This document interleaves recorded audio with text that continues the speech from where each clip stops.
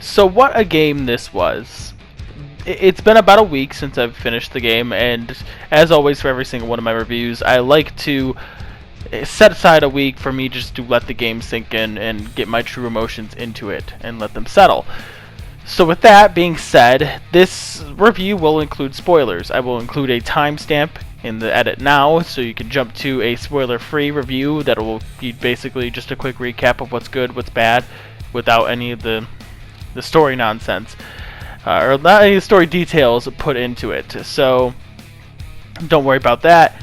But from here on out, expect spoilers. Spoilers. Spoilers. You've been warned. So we're going to get down to it now. So what is The Last of Us? The Last of Us picks up right where you leave off. You essentially are playing. You get to see a quick recap with Tommy, Ellie, and Joel, and you basically get to see Joel telling Tommy what happened with the Fireflies. You pick the game up 4 years after that event, and you're playing as Ellie, which everything seems kind of good at the moment in Jackson until, of course, something we knew was going to happen, or at least I saw coming, because I figured he had to have died in the game coming up, which is Joel's death.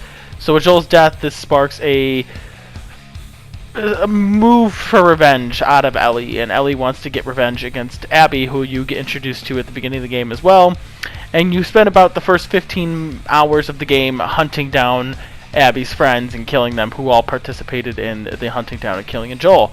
And then once those 15 hours are up, Abby catches up with you, and then you switch to Abby, who you then play with the next 10 or so hours with, and boom. You play it up until you catch up with that of Ellie, and essentially you find these two characters.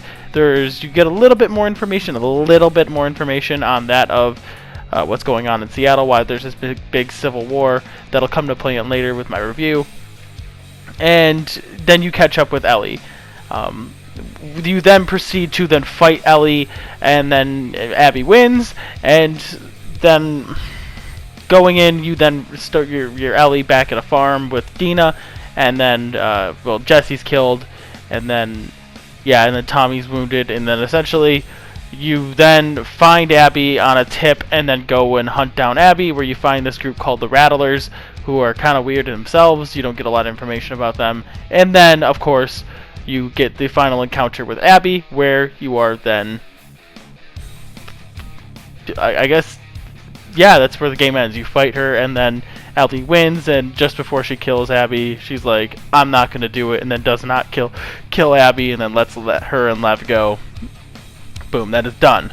That is over with. That is a little tiny recap that has no emotion or whatsoever put into it, because what a game this was. And this is good and bad. So, as always, we're going to start about what I found very good about this game. Graphics were the first thing I noticed in this game. They were gorgeous. Gorgeous, I mean. And then the voice acting, obviously, was something that I found phenomenally done. Whether it was Ashley Johnson as Ellie, or Troy Baker as Joel, it was phenomenal. There was some that was a bit iffy that I will get to a little bit later, but obviously you see the return of the voice actor and Tommy and everything, and that was fantastic at all. A lot of the voice acting, most of it was just well done. Alright, that's going without saying. The map design I enjoyed quite a bit. It's not exactly as linear as the last game. You get some more freedom where you can move around and do whatever. You get to that part you're playing as Ellie, I think it's Seattle Day 1, where you get to go in and move around Seattle, where you can completely miss certain items, such as holsters, shotguns, everything. It's really interesting that they added that little touch to it that gives you that ability to go in and then free roam to an extent in this world of The Last of Us 2. That was great. There's a lot to this game that was a lot different from that of the first game. You get things such as the fungal tower that was towards the end of the game playing as Abby, which was amazing and yet terrifying at the same time. You also get the introduction to this hospital that's been overrun, yet not overrun at the same time, but also playing as Abby. But then going back to Ellie, like I said, you get the part with Seattle where it's very open world. That's really nice. You get to go through an abandoned QZ zone and see how it's been occupied by these group of people. You get to see a lot more of Jackson as Ellie, and it's phenomenal. I loved all of this design. It was beautiful. The stealth was something that really stuck out to me the most. I really appreciated how much they put into the game. The stealth is by far one of the best parts of it, and this is one of the few games out there that will punish you for not being stealthy, and if you're too loud, other infected or other people are going to hear you, and they're going to come closer and try to find you. It's amazing. I love it. That being said, if you do get caught, the combat was phenomenal, and there's going to be one little part I had an issue with the combat, but other than that, the combat was great. The combat, whether it was doing melee with hand-to-hand combat, or if it had to do with you using any sort of melee weapon, such as a pipe or a wrench, something like that, it was done very well. And then you got the new weapons too. Some are new, some aren't. Obviously the pistols, revolvers, the shotguns, the bolt-action rifles, that were all the same. The bow, everything was the same as that. But when you get to play as Abby, you get introduced to the crossbow, the hunting pistol, which is sort of similar to that of the El Diablo, but there is, some difference in it. And at the same time, you also get to see some familiar faces, such as the flamethrower. And then you get the silenced SMG as LA2, which is a nice little tidbit. Kind of reminded me of the end of The Last of Us in the first one, where you get the AR as well. It's nice that it's automatically silenced as well, which is pretty good. Would have liked a ability to do single shot, but I mean, hey, I'm not going to complain that much. With that though, weapon customization was awesome. It's something that you really didn't notice until you're doing it, until you're upgrading your weapons and you see Ellie or Abby upgrading their weapons and doing whatever it is you want them to do with the weapon. That was awesome. I thought that was really, really cool, and just in itself just shows how much detail they put into this game. And that being said, with that kind of detail, it's similar things like Joel at the beginning of the game covering his eyes from the sun because it's bright, or you have certain characters doing something reacting to the player. It's really cool seeing things like that. And I really appreciated the minor things in that. The side characters were great. Whether it was Jesse or Dina, I never really had any hatred for any of them. I actually quite liked them. It kind of bit Naughty Dog in the butt here, because there's going to be a lot of negatives when it comes to certain things regarding these characters, because these characters are very well written and very well developed as you go on through the game. However, there's certain things that just completely don't get addressed or make sense, and that has to do with certain elements of the game in itself that we'll get into when we get to the cons. It's interesting seeing this new group with Abby as well, because you get to know some of these people, and as you play as Abby, you start to not really hate these new characters. For starters, Manny was one of the first characters that really started warming up to me. I really liked Manny. The next one would be probably sort of Mel, right, to an extent. And then obviously Alice, because I'm a massive dog guy. Having Alice was great. But yeah, Manny was definitely the first character that I really started warming up to out of all of them. You get the new infected, so basically the only new infected in this is the Shamblers, who come in and then just flex on you and they shoot out a bunch of spores. Provided a different aspect to the game you had to be careful about. They're easier to kill, but they're not as hard as a bloater. They're not as hard as a bloater, but harder than a stalker. The stalkers make a return, but they were only in the first game a handful of times, and they're not there too often. So I kind of like how they've been reintegrated into this game to be a lot more prevalent and more prominent in the game, because that is supposed to be the second stage of infected. So it's nice to see that they're actually in the game and not everyone is just recently infected. That was cool, or just in the clicker stage. But that being said, it's nice to see a return of the clickers, the bloaters, that stuff.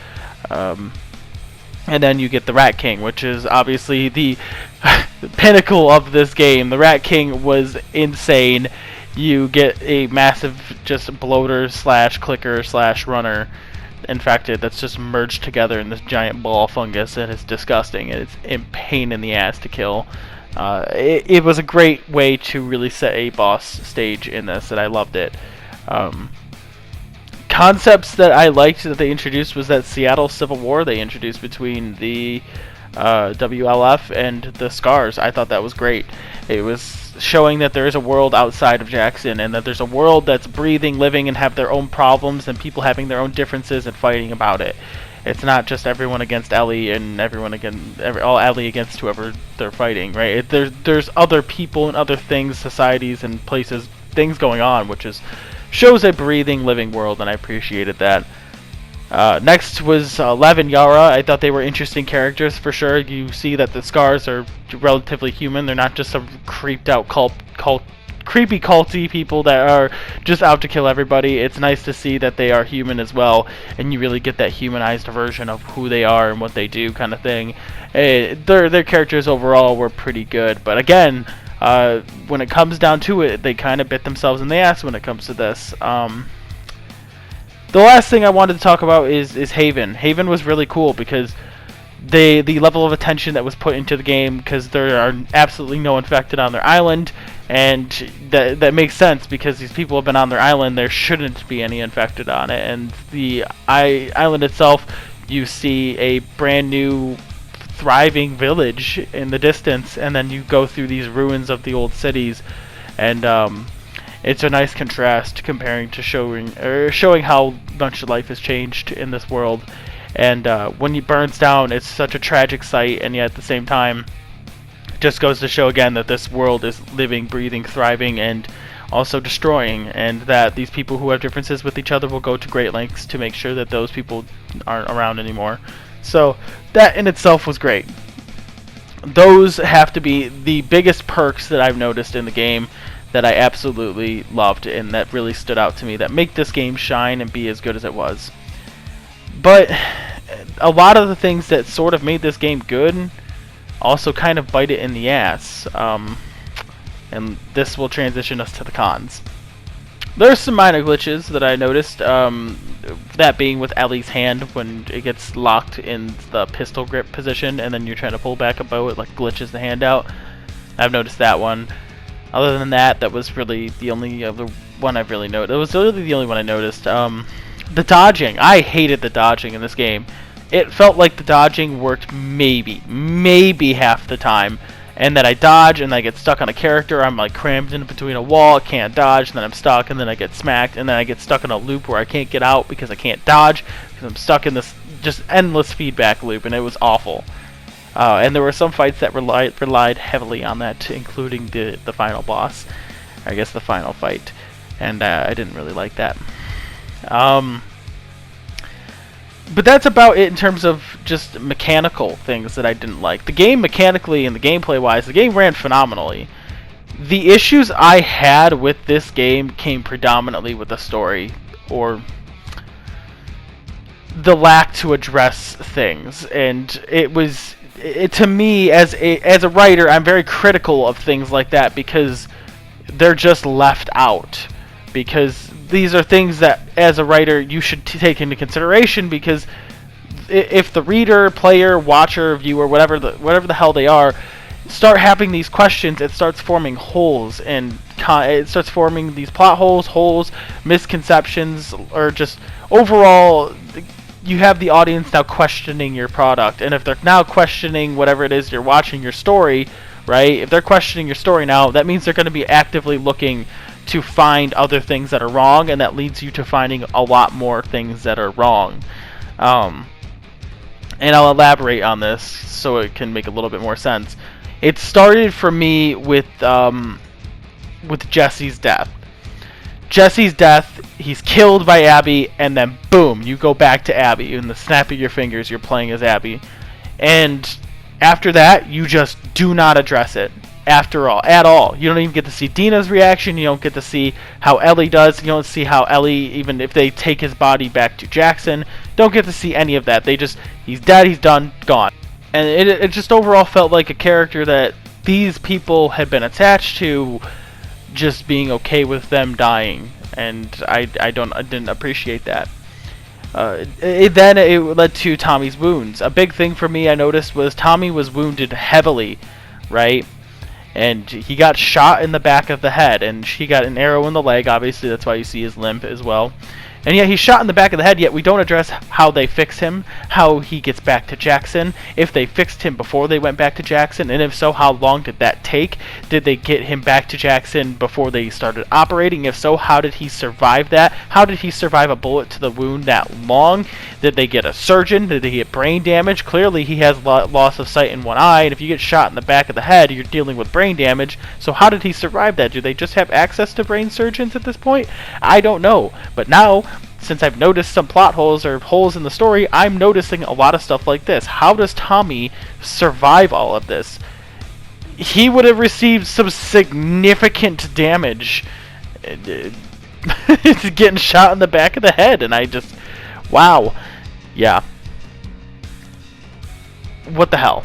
Right? It's one of those things. How does he survive that? Really, I need to know, because it felt very like, we're not gonna talk about it because we don't know, and since we don't know, we're not gonna really address it, so we're just gonna say they made it back to Jackson, they're good and gone, or they're good and done. But it's at the same time, I'm sitting there going, well, yeah, but how did he survive? How did he get back? All this stuff that I thought should be addressed just got completely ignored, and it was frustrating, because I feel like that's pretty significant, man.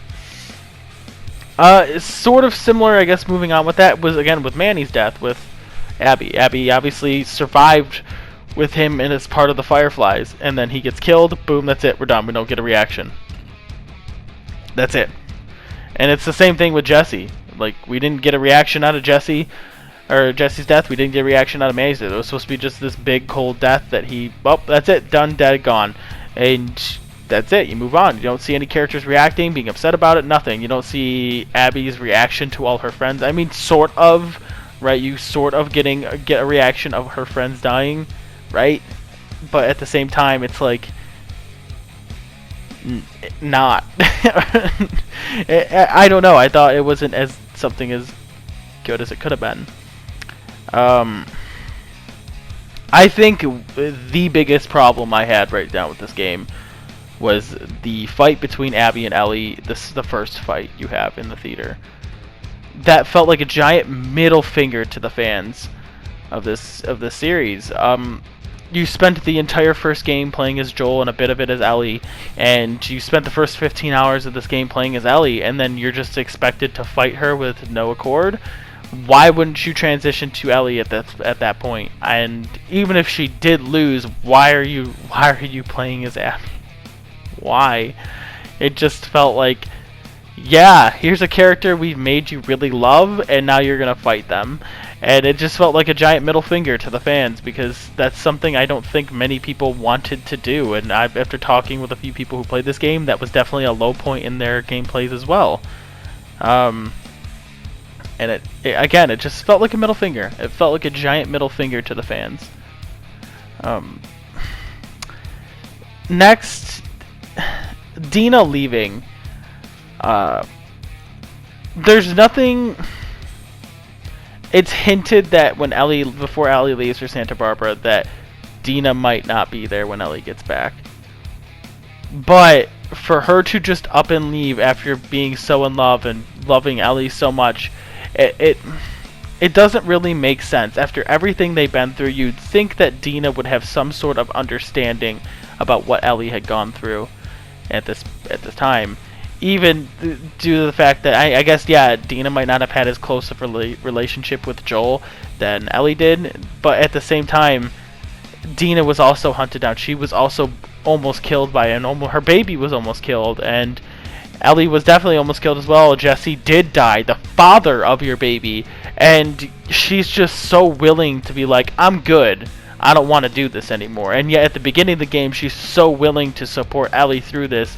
Is it the child that changed it? If so, we don't get too much of a hint that it is that way. You'd think she would be a little bit more, let's get revenge on the person who killed the father of our baby kind of thing. I know it's not their baby, but you know what I mean. They raise it together.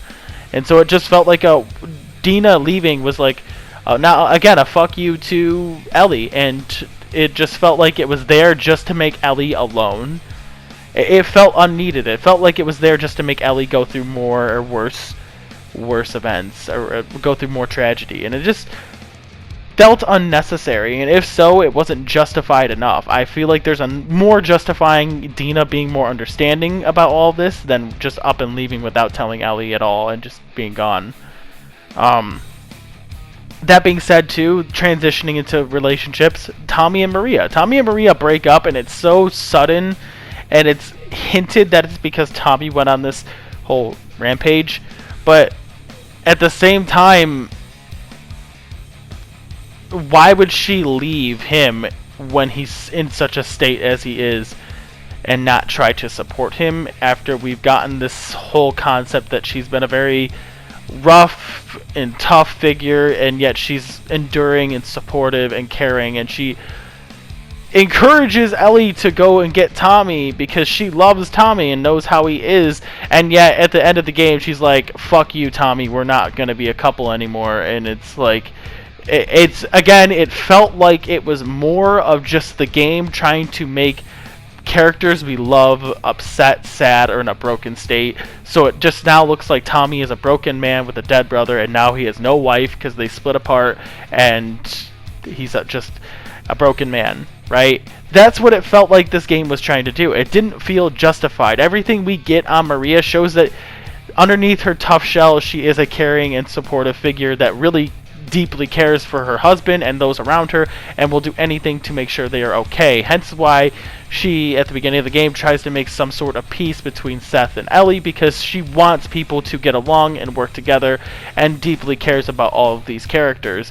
I don't know about Seth, but I know she cares about Ellie, right? So it didn't make sense that they were split apart at the game. It literally just felt like they were just trying to make people unhappy. Going into it all, Abby living is also a giant middle finger, and this will lead into my next topic, because Abby living really just showed that this entire game's story was for nothing. Ellie went through all of this work, all of this tragedy, all of this heartbreak to not do what she set out to do at the very beginning of the game, and it felt very robbing. It felt like it was robbed from you. Like, you didn't even get that choice to do it. It was just, nope, Ellie will be better off for not killing Abby after Abby has literally taken everything from her. Literally everything from her, whether she knew it or not. She took away Joel. She eventually, her going to after Abby, took away Dina and her baby. It took away Tommy's relationship with Maria. It took away Jesse. It took away Tommy's, full functioning body. It just felt like Ellie had every single reason to want to kill Abby and then didn't. And it's not clear why. Maybe she saw a little bit of her and Joel and her and Lev, and Abby and Lev, but it's not enough for me to justify, be like, yep, not killing Abby, because it just felt like Abby's got to live because we got to make somebody happy. And so we're going to make the person that is the most unlikable out of all the characters you want to be happy. And I'm not saying I don't like Abby. I'll come to her later on into the review. But at the same time, it just felt like out of all the characters, it's her you're choosing to make happy? Really? And it's not like she had necessarily an easy story either, or a nice ending either. But it really felt like that they were pushing this idea that Abby is the one that needs to be well off, not Ellie. And that's, or any of the characters we've come to love, right? And it felt, again, kind of like a middle finger to the audience. So this goes into Joel and Ellie's villainization. Clearly, what Joel did at the end of The Last of Us, the first one, was a very evil thing, and he stopped the cure from being made, killed a lot of innocent people, yada yada yada. We knew that. It was clear that they were the villains there, or he was the villain there. But it's something that's put into this game that Joel is really supposed to be the ultimate bad guy, and he gets no sort of redeeming quality that's shown, and not enough of it if he does. Joel is killed, and then you find out that Ellie, through a flashback, Ellie told Joel she wanted nothing to do with him anymore, and that they were done. And then after that, I expected some sort of resolution, and then you don't get it. You get Ellie saying, I want to try to be better, but that's it. She doesn't actually get the chance to do that, because then he dies. I think it would have been way better, for example, way better if they went through this whole argument, right, and then instead of Abby finding Joel, they find Ellie, and they recognize Ellie some way, and they're beating her for information, or torturing her for information, and then Joel tracks him down. And that'd be great if you got to play as Joel one last time, tracking down the Fireflies and then saving Ellie to an extent, but then by doing so he condemns himself and then gets killed from it. Ellie then has enough reason to be like, oh my god, this whole time he's just been trying to love and be a father figure to me, and I know he's done some bad things, but at the end of the day he is still, the one person who's always been there for me when I needed it, since, Marlene, transitioned her over to him. And it also gives the idea that you could have left that scene of her trying to accept, or try to forgive Joel as well, right? You should have her try to forgive Joel, but then that's how it happens. You don't get that. Joel just dies, and then she's like, I'm angry, I'm gonna kill everyone because of this whole thing now. And it just felt like, why? It didn't feel like it just felt unfulfilling. Or maybe that Ellie could have been, I don't know. It gives me room to doubt Ellie's motivations in wanting to save or avenge Joel, because she clearly gave absolutely nothing, cared nothing about him, at the end of that flashback. So it just felt like they definitely left room for doubt. The story writers left room for doubt in this case. And it wasn't nice getting that. And then playing as Abby, it definitely pushes the idea that, that despite the WLF's kind of behavior, that Ellie is the bad guy here. Ellie's on a bloodlust rampage, killing all of Abby's friends, and you need to stop it, right? Especially since when you're trying to avenge everybody, you then fight as Abby in that first fight, showing that Ellie is the bad person. You're there as Abby to avenge your friends of a killer who's gone out and trying to kill all his friends, but it neglects the idea that she also killed Joel, and then she killed Jesse, and then she maims Tommy. Just like nothing is fulfilled, in my opinion, to me about that. It felt like Ellie and Joel were definitely villainized quite a bit, and given a little chance to redeem themselves there. So, the end fight. The end fight sucked. It was absolutely awful. All you had to do was dodge and punch. Dodge past the pattern and then punch. And then you finally catch up to Abby, right? And Abby is sitting up there, like, getting strung up. And she has clearly been there for a while. And it's, I know she was also enslaved for quite a bit, right? As to note by the fact that her hair was cut. She had lost a significant amount of her body mass in terms of muscle. She's thin, she's scrawny. She obviously hasn't been being properly fed during this time. And then she's strung up and hung there. And we get the idea that she's been there for a while, because a lot of the prisoners assume that she's dead at this point.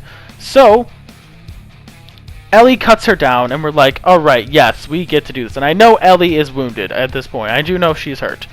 But we get this idea of, like, yes, we're going to do this. It's going to have Abby fight Ellie, but Abby's definitely in no condition to fight. There's no way Abby is in any condition to fight, despite Ellie's weakness from her wound. Abby shouldn't be in a position where she can kick ass. And yet, she does.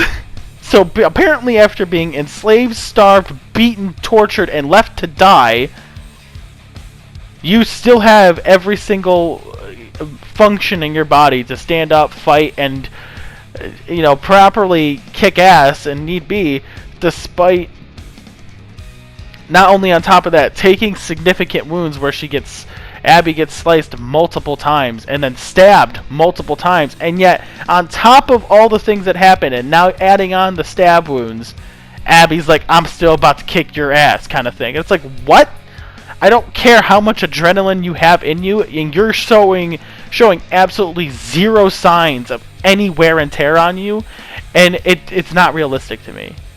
you should be showing some signs of weakness, whether it's the arm that Ellie stabbed, because she stabbed the joint of the shoulder into the arm. Maybe she's having a slow punch, or maybe she's not able to use that arm or block with that arm. Nope, she is punching just as wildly and crazy with that arm, and it just makes zero sense. It felt like unnecessarily difficult, if that makes sense. And it wasn't a difficult fight by any means, but it felt like they were trying to make Abby invincible to an extent, right? It felt very just unrealistic. If that's the best word. It felt unrealistic there. So, there's still quite a bit more I want to talk about here. And it has to do more with the Civil War. You know, we got a lot about Ellie in terms of her past and everything in between the 4 years. In terms of, we got a lot of flashbacks, we got her story going into the 3 days in Seattle, and we get a lot of information about her and how good Joel can be to her, how good Joel was to her. And yet, with Abby, we didn't get any of this information about the WLF. We got every flashback you get with Abby is just her leaving the Fireflies. We don't get to talk about why is this civil war going on in Seattle? Who are these cultists? Why are they worshiping this weird protector or prophet person, right? And how did this religion start? Why is this person considered a prophet? Why, or how long have they been on Haven? And why are they trying to move in on Seattle? It doesn't make sense. Why are they having this bitter rivalry in the first place? I wanted to know so much more about this war, and yet we don't get it. We just know that they're enemies, and that's it, and they're supposed to hate each other. And it's religious fanatics against, I guess, military fanatics, right? But despite getting some humanized figures on each side, whether it's Lev and Yara, or Abby and Manny, and Mel and Owen, right? We don't get to see why all of this is happening. Why is there this massive civil war in Seattle? And it felt like, since Abby was a key player in this whole thing and a key player in the WLF, she should know why this massive civil war is going on and need to elaborate to some others why they're fighting, because they do talk about why they're fighting. I think it was with Manny and Mel, because Abby makes a comment about how the Scars ambushed a couple of their Scars were ambushed by a couple of the members of WLF after some supposed assassination. Something happened, whatever.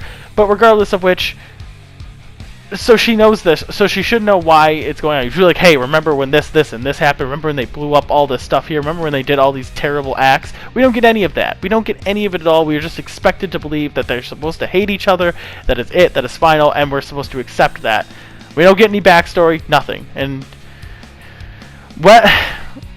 we don't necessarily need it, but it does not hurt, because again, once you start pointing out flaws in a story or leaving holes in a story, I'm gonna be actively looking for more, because if I found a hole here, I'm gonna find holes elsewhere, and this was a big one for me.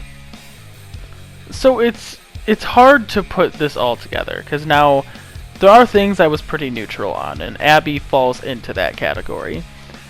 Abby kills Joel, which obviously upset, I'm pretty sure, everybody, because you especially had to play with her. But after playing the first 15 hours as Ellie, and then going and transitioning to Abby, at first I was very upset. I was very upset with you having to play as Abby. But after playing as Abby and going through all her flashbacks and going into the story a bit more, I really started to feel for her. I really appreciated what she was...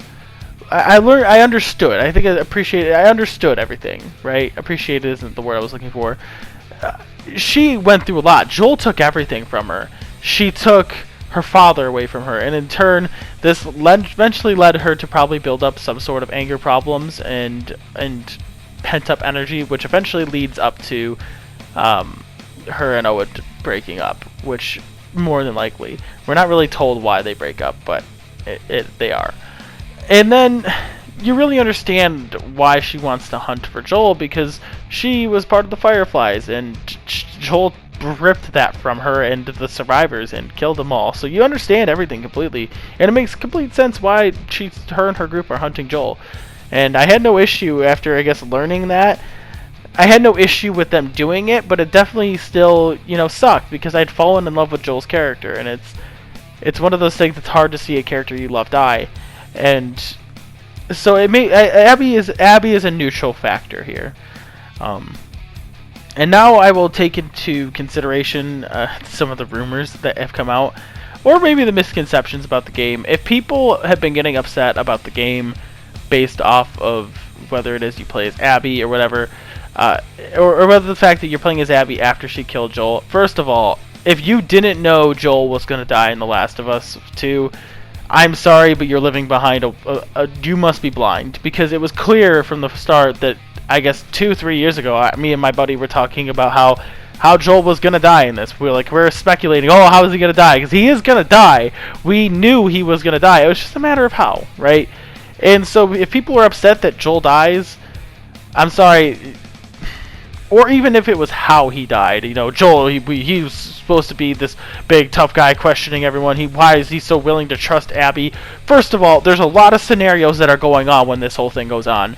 First of all, there's a massive horde that's chasing them. So I don't think Joel and Tommy are thinking of, oh, can we trust this girl? There's a horde chasing her. We'll think about, the living after we're, safe from the dead kind of thing. And then, obviously Abby betrays Joel and Tommy, and this whole thing goes down. And then I'm assuming people were upset, but the fact, like, how could Joel trust her, blah, blah, blah. Again, it's not a matter of trust. It's a matter of... it's a matter of just look at their situation. They didn't really have a lot of time to sit down of, should we really go to this mansion? Right now they're thinking, that mansion is safe, we need to get to that mansion. So... I understand the whole concept around that. Joel's not necessarily thinking about, can we trust her? He's thinking about, holy fuck, they're infected everywhere. And so I understand that whole portion to it. That's why I wasn't really upset. I wasn't mad about Joel's death. I was upset by it. It was sad, yeah. But I wasn't mad about Joel's death. I wasn't mad at all. I'm just gonna throw this out there. If people were upset with the fact that Lev was a woman, was a woman, and then identified as a man, if you're upset by that, you're choosing to be offended by it. Stop being offended by it. That has nothing to do with whether or not you are. If you are upset by it, I'm sorry, that is your problem, and you're choosing to be offended by it, and that is all there is to it. Who cares? Who absolutely cares? I don't care. I thought it fit Lev's character perfectly fine, and again, so that's just me. So I'm just gonna say that there. If that offended people, that's your fault, not hers or his or anyone else's, right? Whoever wrote the story, it was Neil Druckmann who wrote the story, so it's not his problem there, not his fault. It's your problem as a viewer if you're upset by it. But yeah, okay, that's done. Thank you for coming to my TED Talk. No, but with the rumors it was about there's a transgender cult or a hunting cult or whatever. I don't know what it was. I was given some sort of, I looked into it a little bit. None of that's true. After speaking with a couple people, it seems that we all kind of agreed that a majority of the rumors were fake. So all that lying, all those big annoying the banners or headlines at the beginning of before this game even came out. Again, it goes to show that you shouldn't judge a game before it comes out. So this is where the timestamp will be for the quick summary. So the pros, really quick: graphics, voice acting, map design, stealth combat, weapon customization, side characters, and the main characters such as Joel, Ellie, Tommy. Tommy's more of a side character, and Abby. But then the side characters like Manny, Tommy, Dina, Jesse, great characters themselves, right? I liked those characters having new infected, such as the Shamblers and the Rat King, and having the Stalkers be more prevalent. That was really cool. And for those of you who are wondering who the Rat King is, you'll know it when you see it. So that's not spoiling anything at all. And then the new characters they introduced, such as Lev and Yara, are great. And then some of the locations like Haven and Seattle were phenomenal. And then the cons, there are some glitches. The dodging was kind of weird. I won't say who, but a couple events in the stories where some characters are killed. That was bad. Some of the fights between prominent characters are rough. And then there's a lot of story decisions that were made that don't make a lot of sense or have holes in them that really start leaving you to question certain things within the story, and having those small holes to begin with have led to a wide range of other holes that I've found throughout the whole story that just do not make sense, and I've had a lot of problems with.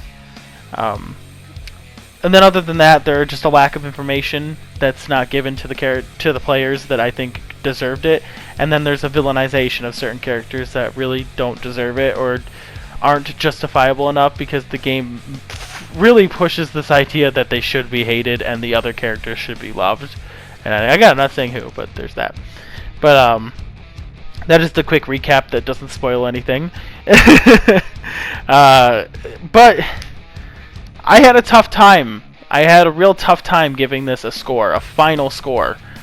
And after letting it sit for about a week, I would say the best rating the rating I should give this game would probably be about a 7.5 out of 10. And despite me going on for about the last 20 minutes or so about all the negatives of this that I've experienced, there's still a lot of great things. Even now, when I went back for this video to go back and look at all of the footage to get for this video, I remembered how much fun a lot of this game was, and how excited I was to keep going with certain parts of this game. And there are really, really great scenes in this game. There are a lot of Easter eggs that are great, with, like, you know, the Crash Bandicoot Easter egg, and then there's the little references to Sam and Henry with the toy robot in Ellie's room, and then even scenes going through Joel's death scene was really well done. Going in and first leaving Jackson and then going to Seattle was great. The interactions you have with Dina are great, and then even like hunting Nora and finding Nora is incredible. Interacting with Owen and Mel for the first time is great, because you really see how much Joel has worn off on Ellie at this point, and that she will do anything to get what she desires, and how you really see a lot of Joel in Ellie in that, and I think that was really, really impressive in how they did that.